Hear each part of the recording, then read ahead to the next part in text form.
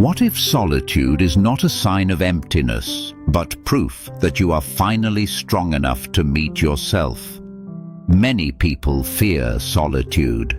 They avoid silence. They fill every empty moment with noise, distraction, or the presence of others. Society often tells us that being alone means something is missing, that happiness must come from companionship, validation, or constant connection. But Buddhism teaches something very different. Solitude is not emptiness. It is space. Space to hear yourself. Space to rest your nervous system. Space to reconnect with what truly matters.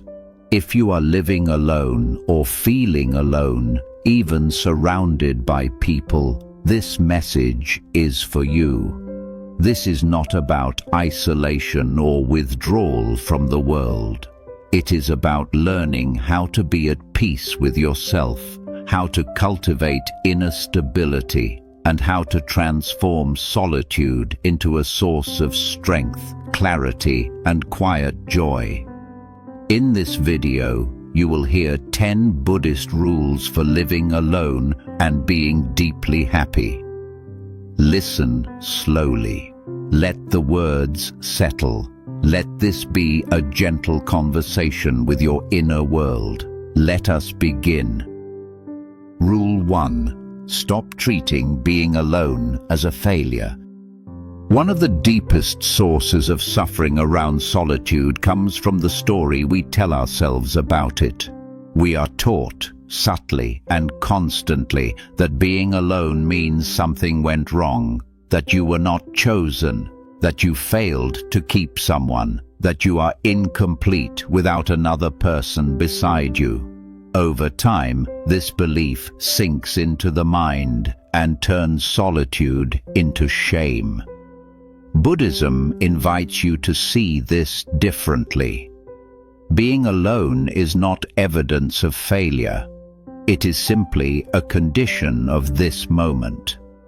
The Buddha himself spent long periods in solitude, not because he was rejected, but because solitude allowed clarity to arise. When you are alone, there is no audience, no performance, no need to explain yourself. You can finally stop adjusting your behavior to fit someone else's expectations. Living alone does not mean your life is lacking. It means your life is uncluttered. Ask yourself gently, who told me that being alone is something to fix? When did I start believing that my worth depends on company? Much of this belief comes from comparison. You look at other people's lives, relationships, families, social circles, and your mind creates a story. They are complete. I am behind. But Buddhism teaches that comparison is a form of suffering because it pulls you out of your own direct experience and into imagined hierarchies. Your path is not missing anything. It is simply different. When you stop labeling solitude as a problem, it transforms. Silence becomes supportive instead of threatening. Time becomes spacious instead of heavy. You begin to notice that being alone gives you something rare in this world: uninterrupted presence. You can wake up without negotiating the day. You can eat without conversation filling every pause. You can feel your emotions without managing how they affect others. This is not loneliness. This is intimacy with yourself. The first rule, then, is simple but powerful. Stop judging your life for being quiet. Stop apologizing to yourself or anyone else for the shape your life has taken. Peace does not arrive when you add more people. It arrives when you stop fighting the moment you are in. Being alone is not the absence of love. It is often the beginning of a deeper one. Rule 2. Learn the difference between solitude and loneliness. Many people believe solitude and loneliness are the same. Buddhism makes a clear distinction. Loneliness is resistance. Solitude is acceptance. Loneliness arises when the mind says, "This should not be happening." When you are physically alone but mentally reaching outward, craving connection, replaying memories, imagining conversations that are not there. Loneliness is not about being alone. It is about being at war with aloneness. Solitude, on the other hand, is when you stop resisting, when you allow the moment to be exactly as it is, when you turn your attention inward instead of outward. You can be surrounded by people and feel deeply lonely, and you can be alone and feel deeply whole. Buddhism teaches that suffering comes not from conditions, but from attachment to how we think conditions should be. If you believe happiness can only exist when someone else is present, then every quiet moment will feel like deprivation. But when you begin to see solitude as a teacher, everything changes. Solitude teaches you how your mind behaves when it is not distracted, what emotions arise when there is no one to impress, which thoughts repeat when there is silence. At first, this can feel uncomfortable. The mind will try to escape. It will reach for noise, for stimulation, for old habits. This is natural. Do not judge it. Just notice. Ask yourself, what am I avoiding feeling right now? What does silence reveal that noise hides? Loneliness tightens the heart. Solitude softens it. Loneliness says, "I am missing something." Solitude says, "I am here." And presence, simple presence, is the doorway to peace. You do not cure loneliness by adding people. You cure it by learning how to be with yourself without fear. When solitude is embraced, it becomes nourishing. You begin to hear your own rhythms. Your breath slows. Your thoughts lose urgency. You realize that much of your previous exhaustion came not from being alone, but from constantly trying not to be. The second rule is this: do not confuse the pain of resistance with the reality of solitude. Solitude itself is neutral. It becomes peaceful the moment you stop demanding that it be something else. Rule 3. Create a gentle daily rhythm just for yourself. When you live alone, structure becomes an act of self-respect. Without external schedules or shared routines, the days can blur together. Time can feel either too empty or strangely rushed. Buddhism teaches the importance of rhythm, not rigid discipline, but gentle consistency that supports the mind. A daily rhythm anchors you. This does not mean filling every hour with tasks. It means creating small, reliable touchpoints that give your day a sense of intention. When you know what your mornings feel like, when your evenings soften, when your body rests, the mind feels safe. Begin simply. Wake up at a similar time each day if you can. Let the first moments be quiet. Even 5 minutes of stillness, sitting, breathing, looking out a window, signals to your nervous system that the day begins with presence, not urgency. Eat regular meals, not rushed, not distracted. When you live alone, it is easy to eat mindlessly or irregularly. Buddhism treats eating as a meditation. Each meal is a chance to care for the body that carries you through this life. Include movement, gentle movement, walking, stretching, slow exercise, not to improve yourself, but to inhabit yourself. When you move with awareness, loneliness loosens its grip because you are grounded in sensation. And create an evening ritual, something that tells your body it is safe to rest, dimming the lights, making tea, reading, sitting quietly before sleep. These small acts replace the comfort people often seek from others with a deeper, steadier comfort, self-attunement. Living alone does not mean living without support. It means becoming your own stable presence. Buddhism does not ask you to control your life. It asks you to care for it. A gentle rhythm is not about productivity, it is about kindness. When your days have a shape, your mind relaxes. When your mind relaxes, happiness no longer feels distant or dependent. It becomes something you touch in ordinary moments. The third rule reminds you, happiness grows in environments of care, and you are capable, fully capable, of creating that environment for yourself. Rule 4. Make peace with silence instead of escaping it. Silence is often the hardest companion when you live alone, not because it is harmful, but because it removes distractions. In silence, there is nothing to hide behind, no conversation to steer away from uncomfortable thoughts. No noise to drown out emotions that have been waiting patiently to be felt. Many people try to escape silence.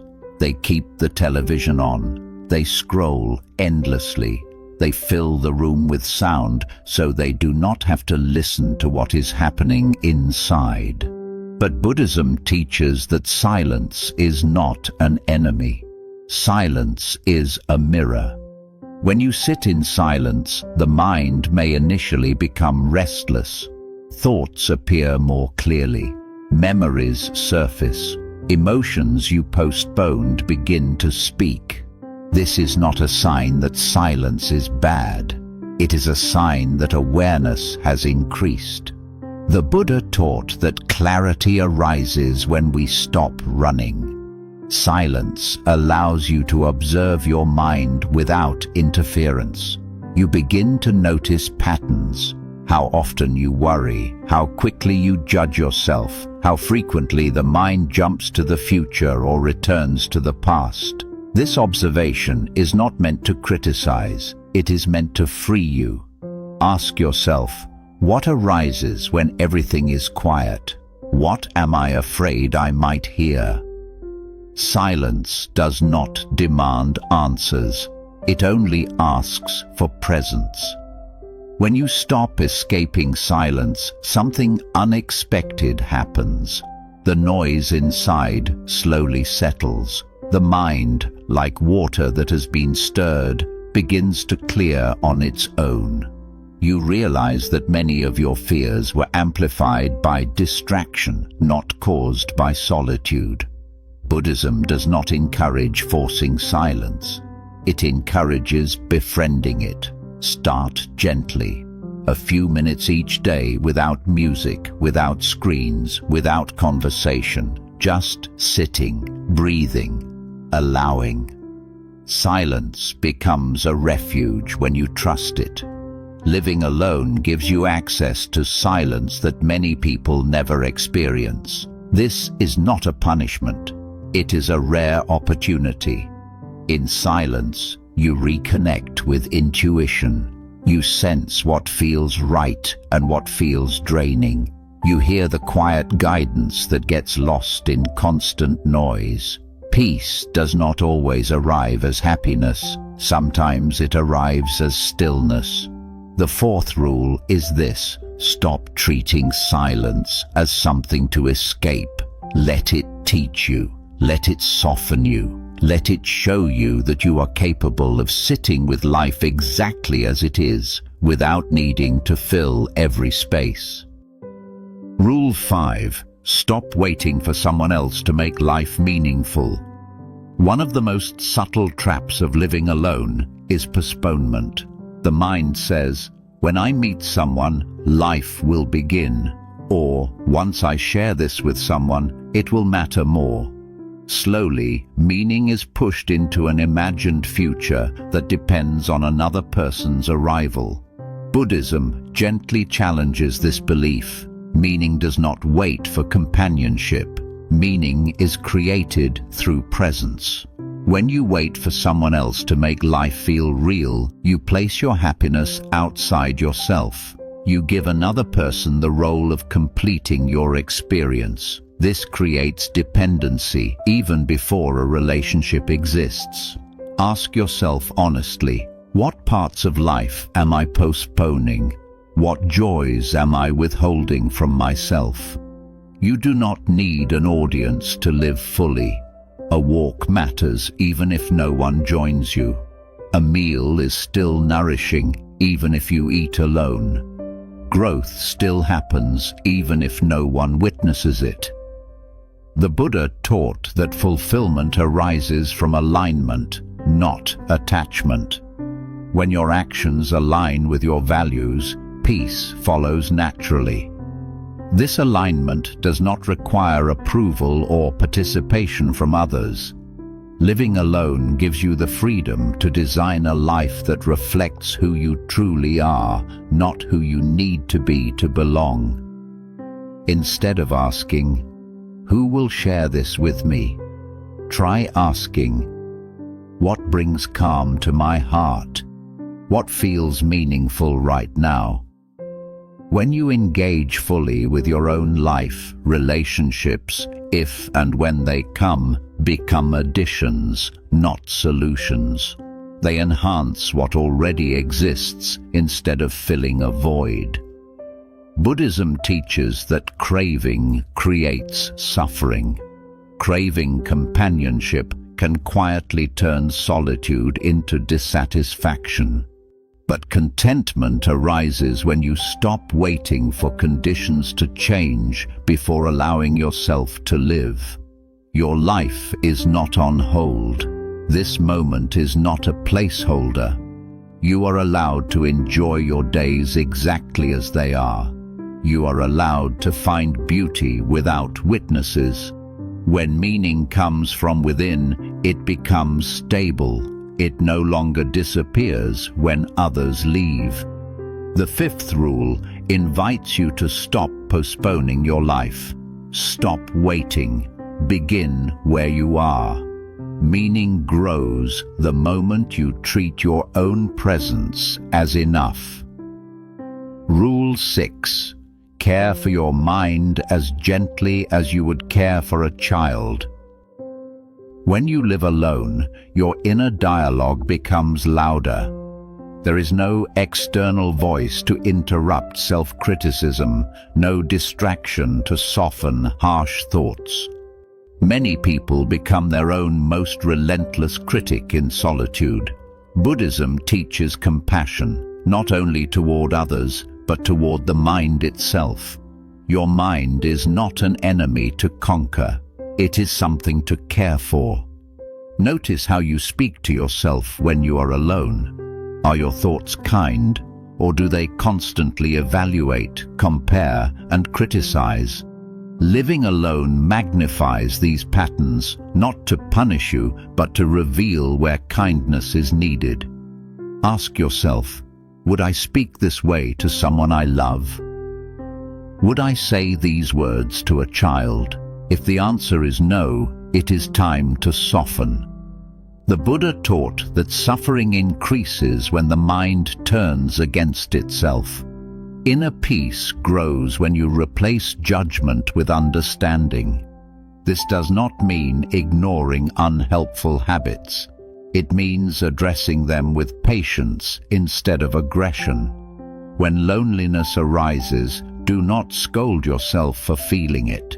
When sadness appears, do not rush to fix it.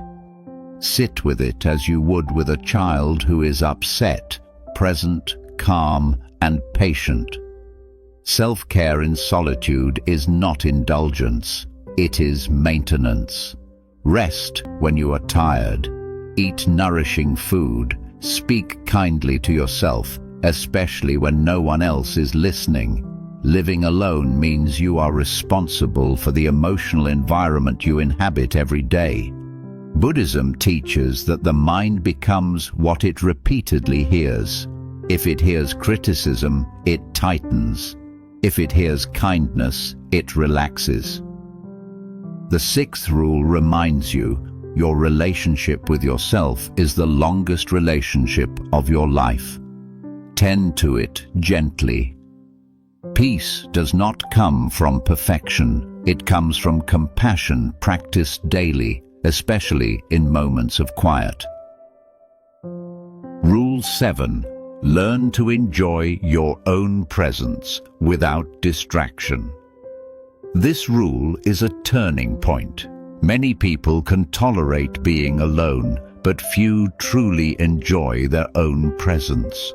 Distraction becomes a constant companion: phones, media, endless stimulation. These habits prevent boredom, but they also prevent intimacy with yourself. Buddhism invites you to experience something deeper: contentment without stimulation. Ask yourself, can I sit with myself without needing entertainment? Can I be here without needing to escape? Enjoying your own presence does not mean forcing positivity. It means allowing yourself to exist without constant input. When you stop distracting yourself, you begin to feel grounded. Your nervous system calms. Your attention returns to the body. Simple moments become fulfilling. Drinking tea slowly, watching the sky change, sitting quietly after a long day. These moments are not empty. They are full of awareness. The Buddha taught that joy arises naturally when the mind is no longer chasing stimulation. This joy is quiet. It does not demand excitement. It does not depend on novelty. It feels steady and warm. When you learn to enjoy your own presence, something profound shifts. You stop fearing solitude. You stop filling space unnecessarily. You realize that peace was never missing. It was just drowned out by noise. Living alone becomes a sanctuary instead of a challenge. The seventh rule is an invitation.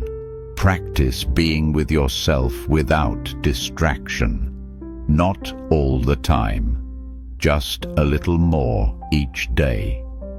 Let boredom pass. Let stillness deepen. You may discover that the person you have been avoiding is someone worth spending time with. Rule 8. Release comparison and walk your own quiet path. Comparison is one of the most powerful thieves of peace, especially when you live alone. When you spend more time with yourself, the mind naturally looks outward for reference points. You notice other people's lives, their relationships, their families, their milestones. And without realizing it, you begin measuring your own life against images that were never meant to define you. Buddhism teaches that comparison is a form of ignorance, not because you are wrong for doing it, but because it distracts you from the truth of your own path. Your life is not behind. It is not incomplete. It is simply unfolding according to different conditions. Every human life moves through causes and effects that cannot be compared fairly. Some people walk with companions early, some later, some never in the way society expects. None of these paths are superior. They are simply different expressions of being human. When you compare, you suffer twice. First, you imagine a version of life you think you should have. Second, you reject the life that is actually happening. Ask yourself gently, who am I comparing myself to? What story am I telling about what my life should look like? Social conditioning teaches us to see happiness as visible proof. Photos, celebrations, partnerships, noise. But Buddhism points inward. It reminds you that peace is quiet. Fulfillment is subtle. Meaning is not always obvious from the outside. Living alone often places you outside the dominant narrative, and that can feel uncomfortable. But it can also be liberating. You are not required to perform your life for approval. You are not required to reach milestones on anyone else's timeline. The Buddha left behind a life that looked successful by society's standards. He chose a path that appeared strange, lonely, even unnecessary to others. But it was the path that led to awakening. Your quiet path is not a mistake. When you release comparison, you regain energy. Energy that was wasted, measuring, judging, and doubting.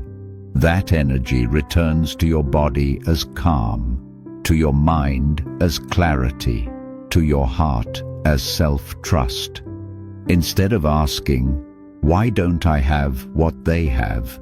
Try asking, what is this life asking of me? What kind of growth is available right now? Comparison keeps you looking sideways. Wisdom invites you to look inward.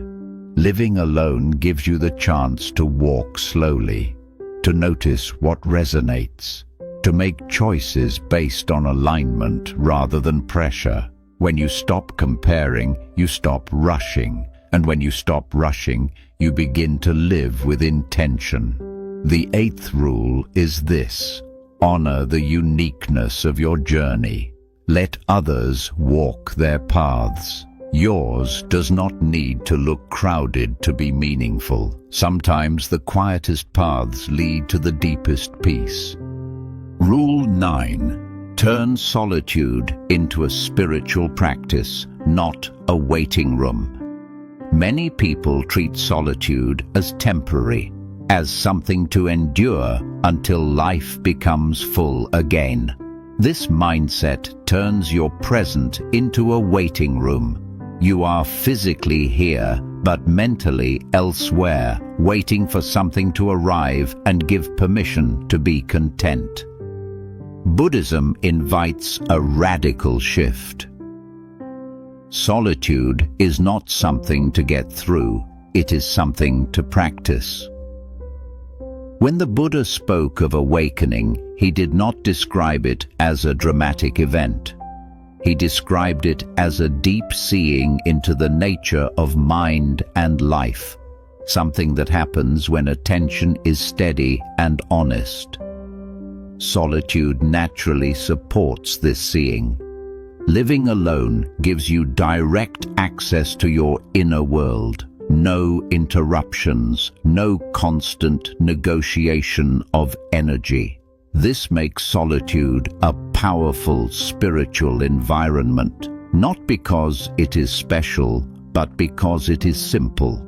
Ask yourself, how would I treat my time alone if I saw it as sacred? What if this season is not preparation, but the practice itself? You do not need to meditate for hours or follow strict rituals. Turning solitude into a spiritual practice begins with intention. Intention to be present. Intention to observe rather than escape. Intention to meet yourself with curiosity. Daily life becomes the practice. Washing dishes becomes mindfulness. Walking becomes awareness. Sitting quietly becomes insight.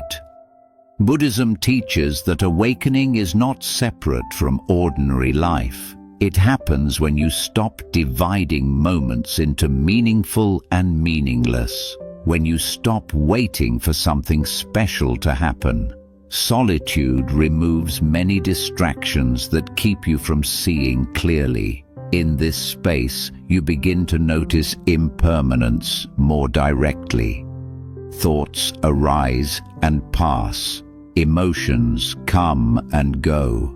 Moods shift without warning. You realize, not intellectually but experientially, that nothing lasts, and that you are the awareness watching it all.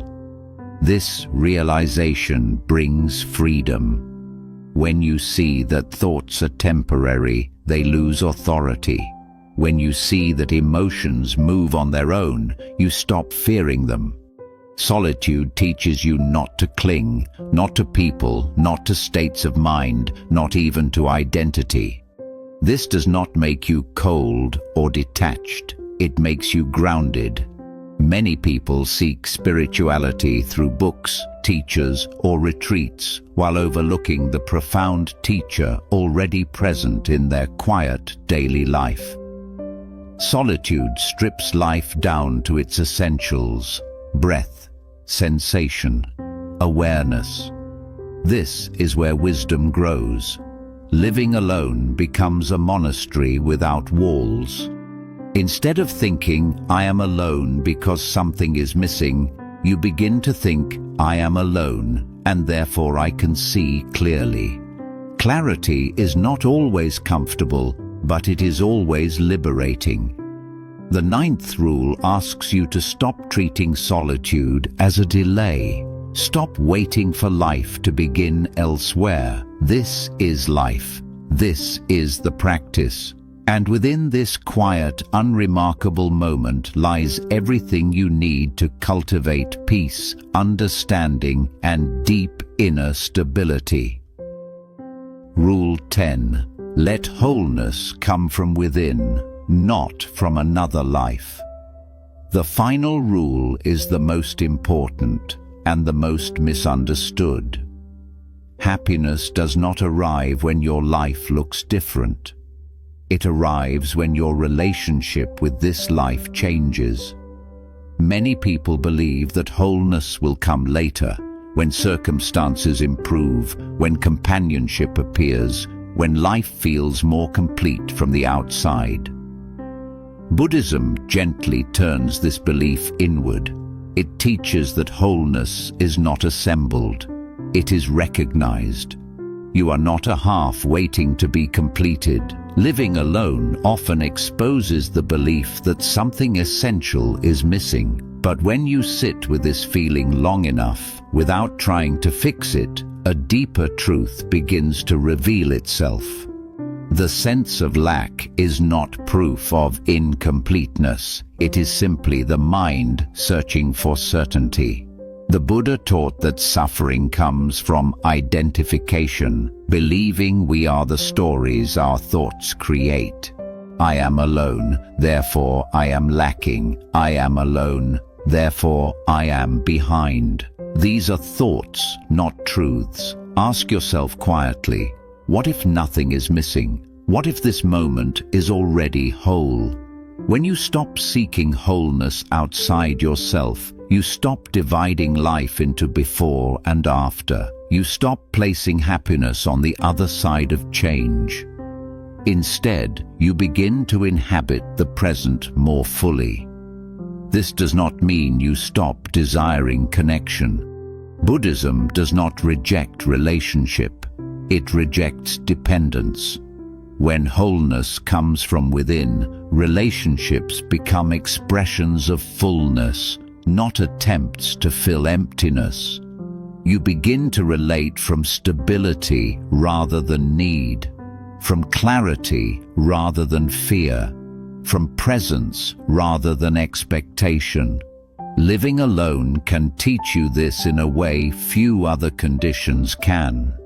Without constant reflection from others, you learn to stand in your own awareness. You discover that peace does not require agreement, validation, or companionship. It requires honesty. Wholeness feels quiet. It does not announce itself. It feels like ease in your own body, like comfort in silence, like not needing to prove that your life is enough. The Buddha did not promise a life without difficulty. He promised freedom from unnecessary suffering, and much suffering comes from believing that life must look a certain way before it can be lived fully. The 10th rule is an invitation to stop searching elsewhere for permission to be at peace. You are allowed to feel complete now, not because everything is perfect, but because nothing essential is missing. Living alone can be one of life's most powerful teachers when met with awareness, compassion, and patience. If these reflections brought you calm or clarity, let them guide your days gently. For more peaceful teachings on mindfulness, solitude, and inner freedom, consider subscribing to Mindfulness. Your presence helps us share calm and wisdom with others around the world. Thank you for listening. May you be peaceful. May you be present. May you be free.